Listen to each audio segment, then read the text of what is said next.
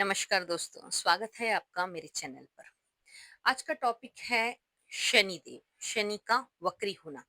जो शनिदेव 27 जुलाई से 11 दिसंबर तक पूरे 138 दिनों के लिए वक्री हो रहे हैं, उसका प्रत्येक राशि वाले जातकों के ऊपर क्या प्रभाव रहने वाला है। और शनि का वक्री होना या फिर शनिदेव से इतना जो डरते हैं, उसके बारे में भी हम शॉर्ट में जानकारी आज मैं देने की कोशिश करूंगी। शनि का वक्री होना यानी कि 365 दिन में लगभग 144 दिन, 144 दिन का टाइम पीरियड होता है जिसमें शनिदेव वक्री होते हैं। ऑलमोस्ट 6 महीने का टाइम होता है ये, 5 से 6 महीने की अवधि। तो आप इसमें समझ सकते हैं, ये इस टाइम को आप अपनी गलतियों को सुधारने के लिए यूज कर सकते हैं। ये वो टाइम पीरियड होता है जिसमें आपके रुके अटके छूटे हुए काम, रिश्ते जो सुधारने की आवश्यकता है, तो उसके लिए ये समय दिया जाता है। शनि का मार्गी होना, वक्री होना, शनि की महादशा 19 साल की होती है, 7.5 साल की, 7.5 ही होती है, ढाई ढाई साल के 3 पैचेस होते हैं। शनि एक सबसे बड़े प्लैनेट हैं, बहुत बुजुर्ग प्लैनेट हैं, हमारे कर्मों के देवता हैं, न्याय प्रधान शनिदेव कहा जाता है। तो शनिदेव का हमारे जीवन पर बहुत ज्यादा गहरा प्रभाव पड़ता है। हमारी कुंडली को भी शनिदेव 50 से 60% तक एक्वायर करके रखते हैं। जी हाँ, जहाँ पर भी शनिदेव बैठते हैं वहां से उनकी और 3 दृष्टियां होती हैं, तीसरी, सातवीं और 10वीं। जहाँ जहाँ पर शनिदेव की ये दृष्टियां पड़ती है, वहां वहां पर ये पर्सन टू पर्सन डिपेंड करता है कि आपकी कैसी प्लानिटरी चार्ट में आपकी क्या कुंडली बनी हुई है। उसके अकॉर्डिंग आपको आपके रिजल्ट मिलते हैं। शनिदेव एक ऐसे ग्रह हैं जो कि जिनको कोई फेवरिज्म नहीं चाहिए रहता है, वो सिर्फ आपके कर्मों के आधार पर ही आपको रिजल्ट्स देते हैं। आप उनको किसी भी तरीके से मैनिपुलेट नहीं कर सकते हैं। इसी तरीके से कर्म के 3 प्रकार होते हैं। एक होता है प्रारब्ध, एक होता है संचित कर्मा, एक होता है क्रियामाण कर्मा। प्रारब्ध ऑलमोस्ट 50 से 60% होता है, जो कि प्री डिफाइंड होता है, पहले से लिख दिया गया होता है। ये हमारे जीवन में जो हमने इससे पहले मनुष्य योनियों में जो भी कर्म किए हैं और हमारे कर्म पक चुके हैं, उनका फल हमें मिलता है, जो इस जन्म में हम 50 से 60% वो प्रारब्ध के रूप में भोगते हैं। हर चीज पहले से डिसाइडेड होती है। इसके अलावा होता है संचित कर्मा, जो कि 20 से 30% संचित कर्मा होता है। जो हमने पिछले इससे पूर्व जन्मों में जो भी कर्म किए थे, वो सब एक जगह पर जाकर स्टोर हो जाते हैं, सेव हो जाते हैं। वो मे भी अच्छे भी हो सकते हैं, बुरे भी हो सकते हैं, मैक्सिमम उसमें अच्छे कर्मों का लेखा जोखा कहा जाता है। तो वो सेव होकर के, वो जब आपने इससे पहले पास्ट लाइफ में जब आपने उसका वो फल नहीं पके थे, तो वो अब आपको इस जन्म में मिलते हैं। जैसे कि आपको लाइफ में कई बार जैकपॉट लग जाता है, आपकी लॉटरी लग जाती है, सडन आपका नुकसान हो जाता है, वो आपके संचित कर्मा में से चीजें आपको मिलती है। इसके बाद होता है 20 से 30% जो हमारे हाथ में है, हमारी फ्री विल है, उसको हम कहेंगे क्रियामान कर्मा, जो कि हम इस जन्म में करेंगे। एक्चुअल में 75% लाइफ हमारी पहले से ही डिसाइडेड है। 20 से 25% जो है हमारे हाथ में होता है कर्म करना, जो हम अपनी बुद्धि विवेक से, अपने तर्क वितर्क से जिन कर्मों को करते हैं और इन फ्यूचर जाके उनका हमें फल भी मिलता है। इस जन्म में भी कुछ रह जाता है तो वो अगले जन्म में भोगना पड़ता है, कुछ संचित कर्मा में जाकर के स्टोर हो जाता है। तो ओवरऑल शनि की महादशा 19 साल की होती है और 7.5 और ढैया का टाइम पीरियड 7.5 और ढाई ढाई साल का होता है। शनिदेव हर राशि में लगभग 2 साल से भी ज्यादा समय रहते हैं। हर नक्षत्र में सबसे ज्यादा समय रहते हैं। तो शनि देव कभी भी जिस घर में बैठते हैं वहां का नुकसान नहीं करते हैं, बट शनि देव की दृष्टियां बहुत ज्यादा इंपॉर्टेंट होती है। इसीलिए कहा जाता है कि हमारी कुंडली में भी 60 से 70% शनिदेव एक्वायर करके बैठे हैं। इसीलिए शनिदेव बहुत ज्यादा इम्पोर्टेंट ग्रह हैं। तो अब शनि का वक्री होना हमारी लाइफ में क्या रंग लेकर के आएगा, क्या असर डालेगा। शनिदेव जिन लोगों के ऊपर महादशा चल रही है, अ, अंतरदशा चल रही है, शनि की साढ़े साती चल रही है, ढैया चल रही है, प्रत्यंतर दशा चल रही है, जो भी है, उसमें इन सब का बहुत ज्यादा इम्पैक्ट रहने वाला है। लास्ट ईयर ही शनिदेव मीन राशि में, जो कि 12वीं राशि कहलाती है, उसमें गोचर कर गए हैं। पिछले साल उत्तरा भाद्रपद नक्षत्र में थे, इस साल शनिदेव रेवती नक्षत्र में है। रेवती नक्षत्र भी अंतिम नक्षत्र कहलाता है। रेवती नक्षत्र को बहुत लंबी यात्रा का नक्षत्र कहा जाता है, क्लोजर का कहा जाता है। रेवती नक्षत्र का काम होता है कि किसी भी चीज को क्लोजर पर लेकर जाए, चाहे वो आपके रिश्ते हो, काम हो। अगर इंसान को मोक्ष भी मिलना है, अगर उनकी मृत्यु भी होनी है, तो वो भी इससे देखी जाती है। तो रेवती नक्षत्र भी बहुत इंपॉर्टेंट है, और शनिदेव तो अपने आप में बहुत ज्यादा इंपॉर्टेंट है ही है। लास्ट ईयर 2025 में 29 मार्च से शनि की साढ़े साती कुछ राशियों पर लगी है, कुछ राशियों पर ढैया लगी है। जैसे कि मीन राशि पर शनि की साढ़े साती है, जो कि 12वीं राशि से ही गोचर कर रहे हैं। मीन राशि जिनका लग्न है, उन लोगों के लग्न में ही साढ़े साती लगी है। मेष राशि पर भी शनि की साढ़े साती चल रही है, धनु पर ढैया चल रही है, सिंह पर ढैया चल रही है। ऐसे अलग अलग राशियों पर अलग अलग तरीके से शनि की साढ़े साती और ढैया का प्रभाव चल रहा है। कुंभ राशि पर शनि की साढ़े साती का अंतिम पड़ाव चल रहा है, अंतिम 2.5 वर्ष जो रह गए थे उनके, वो चल रहे हैं। तो वक्री शनि का क्या प्रभाव रहने वाला है? वक्री शनि आपको ये 5-6 महीने का 138 दिन का टाइम पीरियड दे रहे हैं, जिसमें आपको रेक्टिफाई करना है। शनि रेट्रोगेट हो रहे हैं। रेट्रोग्रेट हो रहे हैं का मतलब आपको अपनी हर गलती को, हर काम को एक बार फिर से रेक्टिफाई करने का मौका मिल रहा है, अपने कर्मों को सुधारने का मौका मिल रहा है। आपके जहाँ पर भी काम रुके अटके थे, आपने छोड़ दिए थे बाद में करेंगे, वो आपको इस समय याद आएंगे, आप कर लीजिएगा। इस समय में आपको 5-6 महीने पहले अगर आपने किसी से लिया था कोई कर्जा, कोई रुपया, कोई फेवर, कोई कुछ भी, अच्छा या बुरा, वो इस समय में आपको कॉल आ सकता है उस व्यक्ति का फिर से मांगने के लिए। आपने अगर किसी को जो दिया था और वो सही नीयत, सही मंशा से नहीं दिया था, तो वह अब आपके पास फिर से लौट कर आने वाला है, तो बी रेडी। आपने जो बोया था वो आपको मिलने वाला है। तो इसमें पैनिक नहीं होना है, इसमें आपको घबराना नहीं है, अपना मानसिक संतुलन संभाल के रखना है, अपने कर्मों पर फोकस करना है। अपने काम से काम रखिए, जो काम अधूरे रह गए थे, पेपर वर्क अगर कोई अधूरा रह गया था, कोई डॉक्यूमेंट लगाना अधूरा रह गया था, वो कंप्लीट कर दीजिए। रिश्तों में उतार चढ़ाव आते हैं, हर प्रकार के, कहीं पर किसी को आपने हर्ट कर दिया था, जो नहीं बोलना चाहिए था वो बोल दिया था, जो नहीं करना चाहिए था वो कर दिया था, तो वो इस समय आपको सुधारने का मौका देंगे। वो रिश्ता भले ही सुधरे ना सुधरे, पर अगर आपके मन पर बोझ है कि मैं माफी मांगना चाहता हूँ या चाहती हूँ, तो माफी मांग लीजिएगा, आप अपना कर्म सुधार लीजिएगा, सामने वाले का आप छोड़ दीजिए।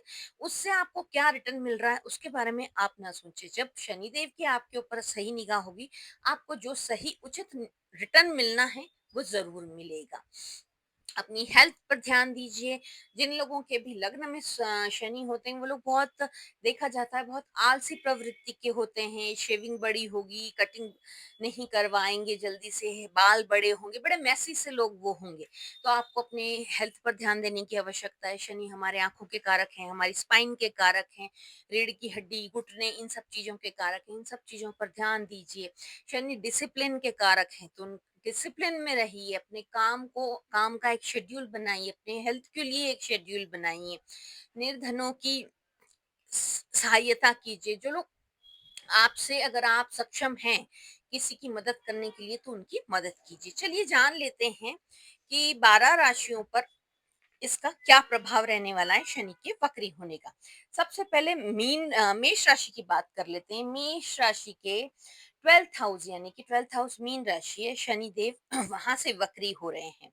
तो शनिदेव जिस भी घर में बैठते हैं, मैंने आपको पहले बताया, वहां का कभी नुकसान नहीं करते हैं, पर उनकी राशियां जहां भी पड़ती है वो बहुत ज्यादा इम्पोर्टेंट रहती हैं। शनिदेव आपको लेट गो करना भी सिखाते हैं। तो मेष राशि वालों के लिए यही सलाह है कि इन 4-5 महीने यानी कि इन 138 दिनों में पुरानी बातों को आपको लेट गो करना होगा। आपको थोड़ा-सा स्पिरिचुअलिटी की तरफ अपने आप को इंक्लाइन करना होगा, अपनी हेल्थ पर ध्यान दें। शनि की तीसरी दृष्टि आपके धन भाव पर पड़ रही है, तो अपनी सेविंग का ध्यान रखें। कोई एफडी है या कोई ऐसा गोल्ड है या कोई आप प्लान कर रहे हैं, उसको इम्प्लीमेंट कीजिए। पहले किया हुआ अगर आपको निकालना पड़ रहा है किसी भी वजह से, तो उसको निकालिए। उस जिस यूज के लिए चाहिए उसको यूज कीजिए, जिससे कि आपको और ज्यादा बेनिफिट मिलेगा। इसके बाद उनकी सातवीं दृष्टि पड़ रही है आपके सिक्स हाउस पर। तो सिक्स हाउस को हम रोग, ऋण और शत्रु से देखते हैं। यहाँ पर शनिदेव आपके शत्रुओं का नाश करेंगे, लेकिन आपकी हेल्थ का ध्यान आपको खुद को रखना पड़ेगा। उधार देने लेने से बचना होगा। अगर किसी से उधार लिया है तो वो आप इस समय में चुका सकते हैं, और किसी को दिया है तो ये बिल्कुल परफेक्ट टाइम है उनसे वापस मांगने के लिए। इस समय आप मांगेंगे तो वो जरूर मिल जाएगा। शनि की 10वीं दृष्टि पड़ रही है आपके भाग्य भाव पर। अब आपके कर्म डिसाइड करेंगे कि आपको आपके भाग्य का फल कैसा मिलेगा। नाइन्थ हाउस जो है हमारा भाग्य भाव कहलाता है, पिता का भाव कहलाता है। पिता की सेवा करने का मौका मिल रहा है तो जरूर कीजिए। पिता तुल्य लोग हैं, उनका सम्मान कीजिएगा। और अपने भाग्य को उजागर करने के लिए थोड़ा सा स्पिरिचुअल हो जाएं, मंदिर वंदिर जाएं, कोई चैंटिंग जरूर करें, दान पुण्य करें, डेली वॉक करने जरूर जाइए, क्योंकि ये 12th हाउस जो है ये मोक्ष का भी कहलाता है। और शनिदेव अक्सर ये चाहते हैं कि आप किसी भी तरीके से कार्यरत रहें, काम करते रहें। तो आपको एक डेली लंबी वॉक के लिए जाना है। और अकेले आप कैसे आगे खुद को बढ़ा सकते हैं, इस चीज पर आपको फोकस करना है। आपके पुराने रुके हुए काम बनते चले जाएंगे। आपको पेशेंस रखने की बहुत ज्यादा आवश्यकता है। आपको स्ट्रेस हो सकता है, खर्चों पर आपको थोड़ा सा अंकुश लगाना होगा। और अगर किसी काम में देरी हो रही है तो आपको उसमें पैनिक नहीं होना है, नाराज नहीं होना है। वाद विवाद यानी कि बहस करने से आपको बचने की आवश्यकता है। गुस्से से भी आपको बहुत ज्यादा बचने की आवश्यकता है। मेष राशि मंगल की राशि भी कहलाती है, तो इन लोगों को गुस्सा बहुत आता है। और मेष का जोडिएक साइन अगर आप देखते हैं तो मेंढा होता है, वो लड़ने के लिए तैयार रहता है। तो अपने इस नेचर पर आपको थोड़ा सा अंकुश लगाने की आवश्यकता है। बात कर लेते हैं वृषभ राशि की। वृषभ राशि के 11th हाउस में शनि देव इस समय वक्री हो रहे हैं। आपका 11वां भाव जो है लाभ भाव कहलाता है। ये आपके फ्रेंड सर्कल का भाव होता है। यहाँ से प्रॉफिट देखा जाता है। तो आपको अपने, अगर आप आइसोलेशन में जा चुके हैं, लोनलीनेस में जा चुके हैं, तो यहाँ पर शनिदेव आपको वार्न करेंगे कि आप अपना सर्कल एक्सपैंड करें, अपने दोस्तों से मिले जुले, तभी आपको बेनिफिट मिलेगा। लोनलीनेस, अगर आप घर में बैठे रहेंगे तो आपका कोई भी काम नहीं बनेगा। तो अपना मेल मिलाप लोगों से बढ़ाएं। थोड़ा सा आपका ये लो फेस आपको फील हो सकता है कि मन लायक चीजें नहीं हो रही है। थोड़ा सा अगर आप अपना मेल मिलाप नहीं बढ़ाते हैं, आइसोलेट रहते हैं, तो आप डिप्रेशन की तरफ जा सकते हैं। शनि वक्री या मार्गी या महादशा अंतरदशा साढ़े साथी के टाइम पे व्यक्ति को बहुत ज्यादा लोनलीनेस, आइसोलेट फील होता है। तो ऐसे में इनको डिप्रेशन बहुत जबरदस्त तरीके से हिट करता है। मैं ये नहीं कह सकती, वो तो आपकी बर्थ चार्ट की कुंडली आपका देख के ही हम बता सकते हैं। बट डिप्रेशन की कगार तक पहुंचाने का काम जरूर इस टाइम में होता है। तो आपको इसके लिए मैं ये पूरे 12 राशि वाले सभी लोगों के लिए बोल रही हूँ कि मन का कारक होता है चंद्रमा। और हमारे जब चंद्रमा वीक होता है किसी का भी, खास तौर से साढ़े साथी महादशा के टाइम पे चंद्रमा काफी वीक हो जाता है। वैसे भी अगर किसी के बर्थ चार्ट में अगर चंद्रमा वीक है, तो उसके लिए एक रामबाण उपाय है, रुद्राष्टकम। रुद्राष्टकम का रोज अगर आप पाठ कर सकते हैं तो बहुत बढ़िया, वेल एंड गुड। नहीं कर सकते हैं तो यूट्यूब पर उसको चलाकर जरूर सुनिएगा। रुद्राष्टकम का पाठ सुनने से चंद्रमा को बल मिलता है, मजबूत होता है, तो आप डिप्रेशन की तरफ नहीं जाते हैं। मन थोड़ा शांत रहता है। राहु केतु की पीड़ाओं से भी आपको मुक्ति मिलती है। साथ में मंगल जो एग्रेशन देता है, उसको भी रुद्राष्टकम पाठ का सुनना या पढ़ना काफी हद तक कंट्रोल कर लेता है। अगर हम वृषभ राशि की बात करें, तो आपको ये टाइम है बिल्कुल आपके, आपने जो भी कर्म किए हैं उसका रिटर्न मिलने का। अगर आपने गुड किया है तो अच्छा मिलेगा, बैड किया है तो उसके अकॉर्डिंग मिलेगा। आपको अपनी हेल्थ के ऊपर विशेष ध्यान देने की आवश्यकता है। क्योंकि लिए शनि जहाँ से वक्री हो रहे हैं, थर्ड हाउस आपका लग्न है, तो आपका अपने आप को प्रेजेंटेबल रखना है, हेल्थ के ऊपर विशेष ध्यान देना है। सातवीं दृष्टि आपके प्रेम भाव पर, शेयर मार्केट पर पड़ रही है, आपके संतान भाव पर पड़ रही है, तो वहां पर आपको बहुत ज्यादा समझदारी से चलने की आवश्यकता है। अपने रिलेशनशिप को संभाल के रखिए, बातचीत में ऐसे शब्दों का प्रयोग ना करें जिससे कि आपका स्पाउस या आपका पार्टनर हर्ट हो जाए। शेयर मार्केट में बिल्कुल भी आपको रिस्क नहीं लेना चाहिए। संतान के साथ मिसअंडरस्टैंडिंग हो सकती है, तो आपको थोड़ा सा संभल के रहने की आवश्यकता है। उनकी फीलिंग्स को, उनकी भावनाओं को, उनकी प्लानिंग को, उनकी इच्छाओं को एक बार सुनने की कोशिश करें, समझने की कोशिश करें। फिर 10th हाउस, उनकी 10वीं दृष्टि आपकी पड़ रही है अष्टम स्थान पर। वृषभ राशि वाले इस अवधि में, इस 138 दिन में आप थोड़े से स्पिरिचुअल हो जाएंगे, थोड़ी सी आपको जो है ना अकल्ट साइंस की तरफ आपका झुकाव बढ़ सकता है। करियर में धीरे धीरे आपकी अच्छी ग्रोथ होगी। आपको अपने सीनियर्स का काफी सपोर्ट मिल सकता है, काम का प्रेशर आपको फील हो सकता है, तो उसके लिए आप अपना ध्यान रखिए। अपनी आप अपनी टाइमलाइन हर चीज में डिसाइड कीजिएगा, इजी अवेलेबिलिटी खत्म कर दीजिएगा। टाइमलाइन डिसाइड करके किसी भी व्यक्ति से आप मिलेंगे तो आपके लिए काफी अच्छा बेनिफिट रहेगा। बात कर लेते हैं मिथुन लग्न वालों के लिए। मिथुन लग्न वालों के लिए ये टाइम जो है, इनकी फाउंडेशन बहुत स्ट्रांग होने का टाइम है। सडनली इनका कोई भी काम या फिर शहर से भी ये बदलाव हो सकता है। कहीं पर ये ऑलरेडी रह रहे थे, वहां से सब कुछ छोड़ छाड़ कर ये दूसरी जगह शिफ्ट हो सकते हैं। इनके काम काज को एक बार ये फिर से रिस्ट्रक्चर कर सकते हैं, तो इस तरीके से इनकी फाउंडेशन काफी स्ट्रांग होंगी। आपका 10th हाउस से, कर्म भाव से शनि वक्री हो रहे हैं, तो कर्म भाव से जब भी शनि वक्री होते हैं तो ये टाइम है रीस्टार्ट करने का। आपका अस्तित्व बदलने वाला है इस टाइम पे। मे बी पॉसिबल वो पॉजिटिव हो या नेगेटिव हो, आपके कर्मों पर डिपेंड करता है, पर आपकी पर्सनालिटी में कंप्लीट चेंज आने वाला है, तो बी रेडी। इस टाइम पे आपको थोड़ा सा डिप्रेशन की तरफ भी आप हिट हो सकते हैं, क्योंकि मन लायक चीजें ना होने की वजह से। ओवरऑल फिर भी मिथुन राशि वाले के लिए शनिदेव बहुत ज्यादा फेवरेबल है। इनकी थर्ड, शनिदेव की तीसरी दृष्टि पड़ रही है आपके 12वें भाव पर। सातवीं दृष्टि पड़ रही है आपके चतुर्थ भाव पर, और 10वीं दृष्टि पड़ रही है आपके सप्तम भाव पर। जब ये तीसरी दृष्टि 12वें भाव पर पड़ेगी, तो हो सकता है आपकी कोई बहुत बढ़िया विदेश ट्रैवलिंग हो, घूमने जाने का कोई अच्छा मौका बन सकता है विदेश का। आपके सुख स्थान में भी वृद्धि हो सकती है। अगर आपने अच्छे काम किए हैं तो आप बहुत लग्जरियस लाइफ जी सकते हैं बिना खर्च किए। प्लस 10th, उनकी 10वीं दृष्टि पड़ रही है आपके सप्तम भाव पर। जो लोग भी विवाह योग लोग हैं, जिनकी शादी नहीं हुई है, उनकी शादी की बातचीत में काफी रफ्तार आ सकती है। हो सकता है आपकी सगाई हो जाए और शादी भी तय हो जाए। आपको भाग्य धीरे धीरे सपोर्ट करेगा। शिक्षा और विदेश संबंधित आपके कार्य में काफी अच्छी प्रगति होगी। आपको थोड़ा सा ट्रैवलिंग में प्रॉब्लम आ सकती है, उसके लिए प्लानिंग कर कर चलिएगा।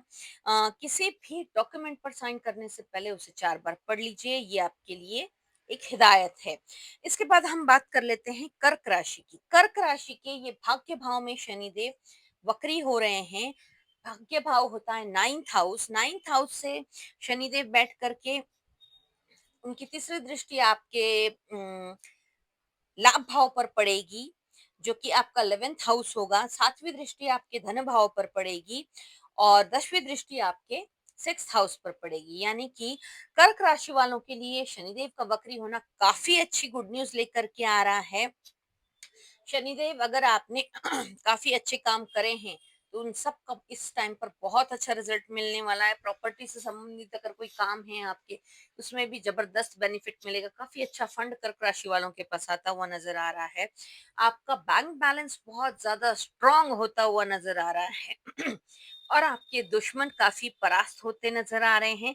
लेकिन हेल्थ में आपको ध्यान देने की आवश्यकता है। पुराने कर्ज, आर्थिक मामले सुलझाने के लिए ये बहुत अच्छा समय है। हेल्थ की तरफ आपको ध्यान देने की आवश्यकता है, स्ट्रेस की तरफ ध्यान देने की आवश्यकता है।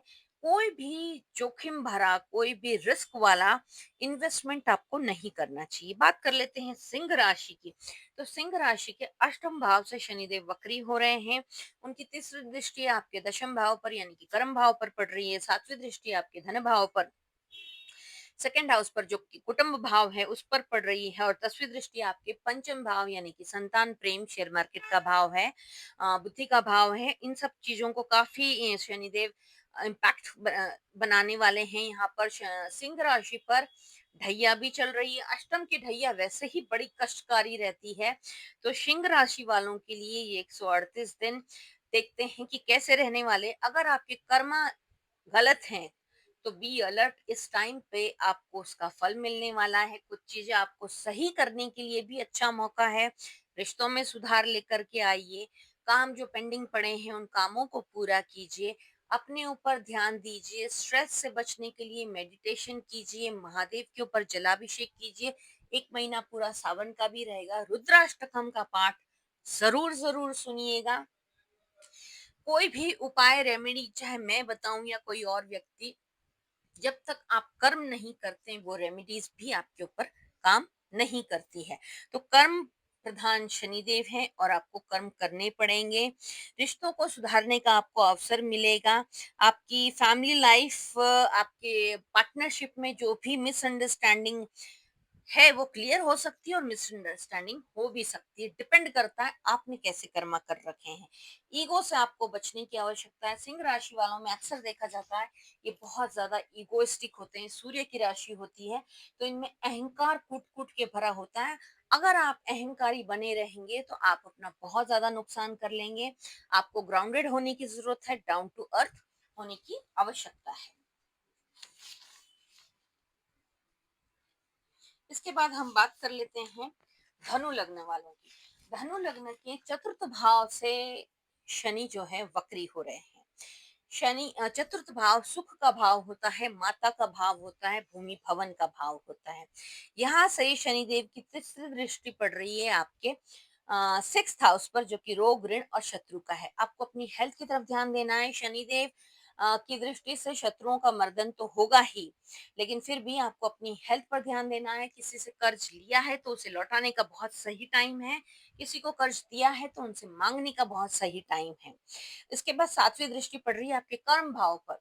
अपने काम पर आप फुल मेहनत कीजिए। पहले अगर आपने मेहनत की है तो ये टाइम है उसका रिजल्ट, उसके फल खाने का। उसके रिजल्ट अच्छे पॉजिटिव मैनर में आएगा। और अगर नहीं की है तो फिर से अपने काम को शेड्यूल, एक प्लान बनाइए और उसके अकॉर्डिंग काम कीजिए मेहनत से, जिससे कि आपको पॉजिटिव रिजल्ट्स मिलता रहे। 10वीं दृष्टि पड़ रही है आपके लग्न पर। आपको आलस आ सकता है तो आपको अपने फिजिकल फिटनेस पर विशेष ध्यान देना है। रोज वॉक करने जाना है। अपनी पर्सनालिटी को निखार कर रखना है, इम्प्रूव करके रखना है। आपको जो है सोशल मीडिया से, आपको राइटिंग से, इन सब चीजों में बहुत ज्यादा लाभ मिल सकता है। भाई बहनों में अगर कोई कंट्रोवर्सी है तो उसको आप बहुत सहजता के साथ लें, शांति से लें। ये टाइम ऐसा है कि इसमें फिर से कंट्रोवर्सी बढ़ सकती है। अपनी वाणी पर कंट्रोल कीजिएगा। नपे तुले शब्दों में बात कीजिएगा। चीजों को लेट इट गो करके छोड़ना सीखिएगा। खास तौर से आपको सावधानी यही रखनी है कि अपनी वाणी पर आपको बहुत ज्यादा कंट्रोल करने की आवश्यकता है। इसके बाद बात कर लेते हैं मकर राशि की। मकर राशि के तीसरे भाव में शनिदेव जो है वक्री हो रहे हैं। तीसरे भाव से अगर शनिदेव की तीसरी दृष्टि देखी जाए तो आपके पंचम भाव पर पड़ रही है। सातवीं दृष्टि आपके भाग्य भाव पर पड़ रही है। 10वीं दृष्टि आपके व्यय भाव पर पड़ रही है। पंचम भाव यानी कि संतान, प्रेम, शेयर मार्केट, बुद्धि, सब पर इफेक्ट आएगा।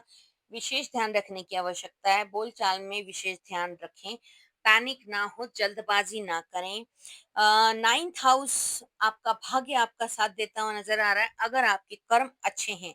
12th हाउस यानी कि आपकी यात्राएं बहुत हो सकती है। यात्राओं में आपको विशेष ध्यान रखने की आवश्यकता है। आपका बैंक बैलेंस काफी अच्छा बनता हुआ नजर आता है। पुराने अगर आपने इन्वेस्टमेंट करें वहां से आपको बहुत लाभ मिलता हुआ नजर आता है। फैमिली में आपको जिम्मेदारियां बढ़ती हुई नजर आती है। खर्चों पर कंट्रोल करने की आवश्यकता है। बजट बनाकर चलने की आपको सलाह दी जाती है। इसके बाद बात कर लेते हैं कुंभ राशि की। कुंभ राशि के सेकंड हाउस में शनिदेव वक्री हो रहे हैं कुटुंब स्थान में, जिनकी तीसरी दृष्टि आपके सुख भाव यानी कि चतुर्थ हाउस जिसको हम कहेंगे, सातवीं दृष्टि अष्टम पर और 10वीं दृष्टि एकादश भाव पर, जो जिसको हम लाभ भाव कहेंगे। तो आपके सुखों में वृद्धि होना या कम होना ये आपके कर्मों पर निर्भर करता है। आप काफ़ी स्पिरिचुअल हो सकते हैं।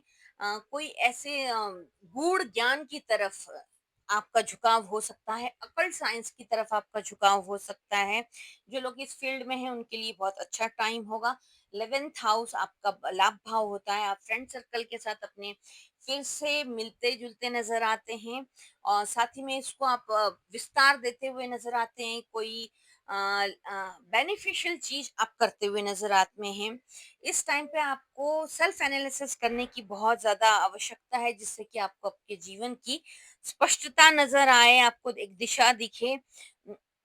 कॉन्फिडेंस के साथ कोई भी डिसीजन लेने में आपको देरी नहीं करनी चाहिए और आपको पेशेंस रखना चाहिए और जल्दबाजी से बहुत ज्यादा बचने की आवश्यकता है। बीच में कुछ राशियाँ छूट गई थी। कन्या राशि, जैसे कि अगर हम कन्या राशि या कन्या लग्न की बात करते हैं, तो कन्या लग्न वालों के सप्तम भाव से शनिदेव वक्री हो रहे हैं, जिनकी तीसरी तीसरी दृष्टि पड़ेगी आपके भाग्य भाव पर, पिता के स्थान पर, भाग्य के स्थान पर। सातवीं दृष्टि पड़ेगी आपके सुता के लग्न पर और 10वीं दृष्टि पड़ेगी आपके चतुर्थ स्थान यानी कि आपके सुख भाव पर। कन्या लग्न वालों के लिए भी भाग्य का साथ आपको मिलता नजर आ रहा है। अगर इसमें आपने अपने कर्म गलत करे हैं, कहीं नियत गलत रखी है, किसी के साथ गलत करा है, तो ये टाइम है जिस टाइम पर आपको पनिशमेंट भी मिल सकता है या फिर एक सही करने का मौका भी मिल सकता है। आपको अपनी हेल्थ के ऊपर विशेष ध्यान देना है कि उनकी सातवीं दृष्टि आपके लग्न पर पड़ रही है।